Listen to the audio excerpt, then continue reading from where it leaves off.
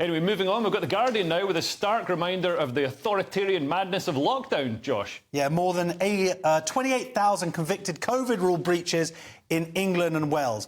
So what's absolutely mental about this story is that people are still going to court now. Even though it was a couple of years ago, even though the restrictions stopped, people are still going to court. They're still getting fined thousands of pounds. I think the average is £6,000, but people have been fined up to £10,000. £10,000? Now, Boris Johnson got a £50 fine for what he did. But there are people here, someone who went to, an 18-year-old who went to a party. There's a guy who came in he got the details wrong because they closed hotels. And so, sorry, not hotels, they closed airports. So he came back on a return ticket and he got it wrong. He's been fined like £11,000 for coming in to the wrong airport. And like, he was just trying to keep his business running. He was on a business trip. Yeah, he was on a business, and they changed the rules whilst he was out in Turkey on the business trip. So, and this article is in The Guardian, which also riles me a bit, because, you know, they were one of the big cheerleaders of the whole lockdown, of these fines and whatever. And the government are now trying to say, oh, no, we didn't mean it for, like, to get fines and criminal records. By the way, about 3,000 of these are actually technically criminal records now that you can search them up.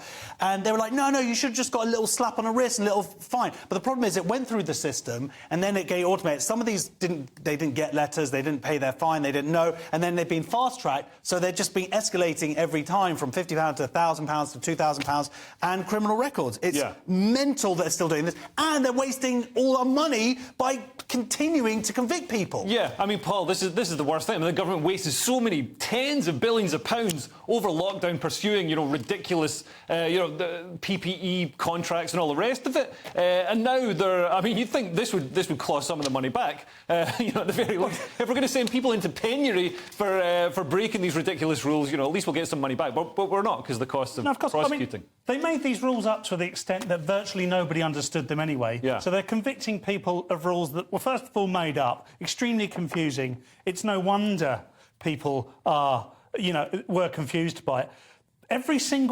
Nearly every single person that's been convicted of any of these crimes probably should be pardoned, and will be at some point. I can't see how they won't be. How can you be fining 18-year-olds 10 grand 3 years after the madness finished? Yeah. It's absolutely mental. For an illness that barely affects teenagers. It's a nonsense. By the way, a guy here fined £2,000 for eating a burger in his car.